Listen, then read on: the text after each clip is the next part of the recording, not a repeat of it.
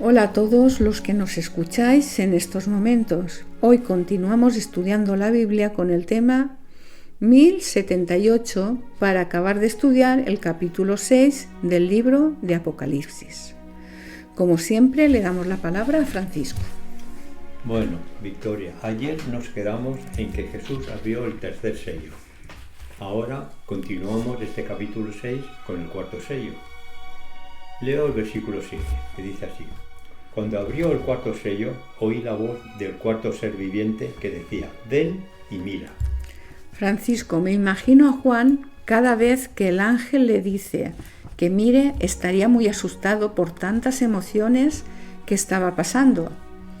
Bueno, la identidad de los cuatro seres vivientes ya lo aclaramos en los temas pasados. También que hemos de recordar que todo lo que ve Juan es simbólico.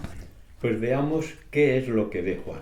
Dice el versículo 8: Miré y aquí un caballo amarillo, y el que lo montaba tenía por nombre Muerte, y el Hades le seguía. Y le fue dada potestad sobre la cuarta parte de la tierra, para matar con espada, con hambre, con mortandad y con las fieras de la tierra. El color amarillo denota temor y muerte. Con este caballo pálido, los tiempos de aflicción llegaron a una espantosa culminación. El Hades se entiende que es la morada de los muertos.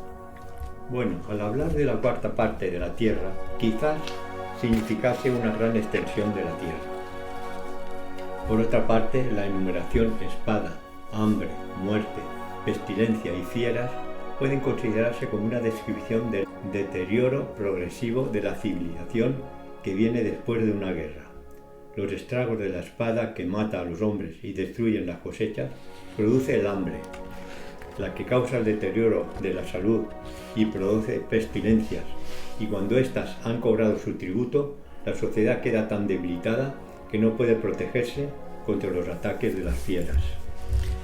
Francisco, parece que el periodo de estas desgracias expresadas por el cuarto sello puede estimarse entre los años 538 al 1517, poco más o menos, o sea, el comienzo de la Reforma Protestante. En este periodo se describe la lucha mortal de la Iglesia durante la Edad Oscura. En esos años la Iglesia casi dejó de existir. Multitud de mártires perdieron la vida por defender sus creencias. Bueno, pasamos al quinto sello. Dice el versículo 9: Cuando abrió el quinto sello, vi bajo el altar las almas de los que habían sido muertos por causa de la palabra de Dios y por el testimonio que tenían. El quinto sello podemos ubicarlo entre los años 1517 al 1755.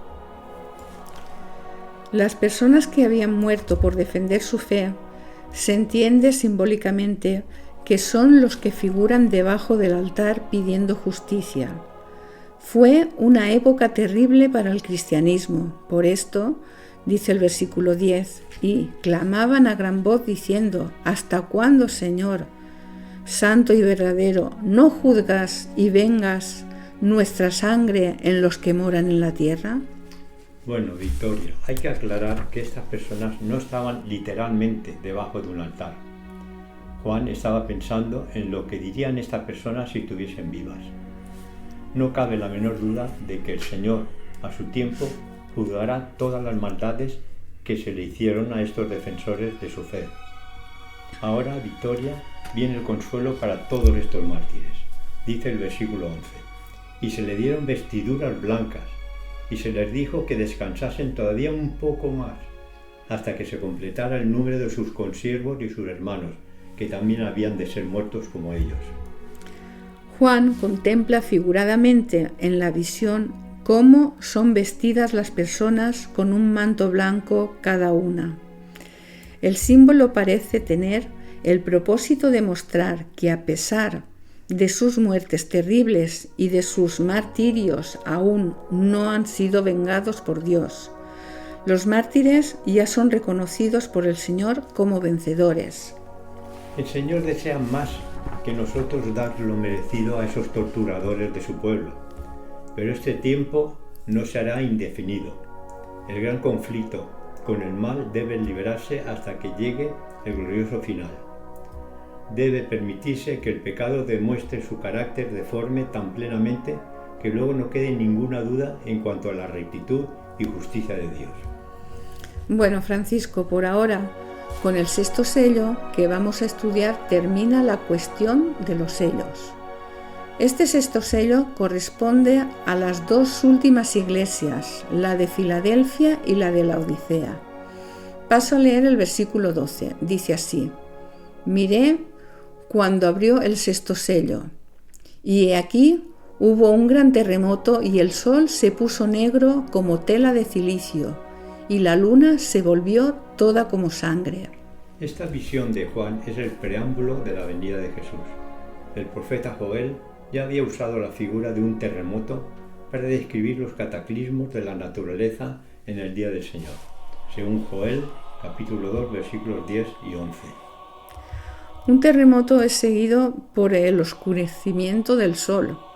Este acontecimiento puede ser ubicado en 1780 por el terremoto que azotó Lisboa el 1 de noviembre de 1755, una de las sacudidas sísmicas más extensas y severas que jamás se haya registrado. El efecto del terremoto se sintió no solo en el norte de África, sino que llegó hasta las Antillas. Algunos lo toman como la catástrofe más grande ocurrida en la Tierra después del diluvio. Por lo tanto, la identificación del gran terremoto de Lisboa sugiere que en 1755 es una fecha inicial apropiada para el sexto sello y acabará en el momento de la venida de Jesús. Los versículos 13 y 14 siguen anunciando catástrofes que precederán a la venida de Jesús. Y los versículos 15, 16 y 17 indican acontecimientos que ocurrirán como preludio inmediato a su llegada. Dicen estos últimos versículos: y los reyes de la tierra, y los grandes, los ricos, los capitanes, los poderosos, y todo siervo y todo libre, se escondieron en las cuevas y entre las peñas de los montes, y decían a los montes y a las peñas: caed sobre nosotros y escondednos del rostro de aquel que está sentado sobre el trono y de la ira del Cordero, porque el gran día de su ira ha llegado. ¿Y quién podrá sostenerse en pie? El juicio del Señor en su venida será implacable para los que no han creído en Él y le han desobedecido. Tanto personas normales como grandes políticos y personalidades importantes. En esos momentos todos, incluso estos grandes personajes, tendrán que dar cuenta al Señor, y éste no tendrá en cuenta su posición social ni los bienes que dispongan.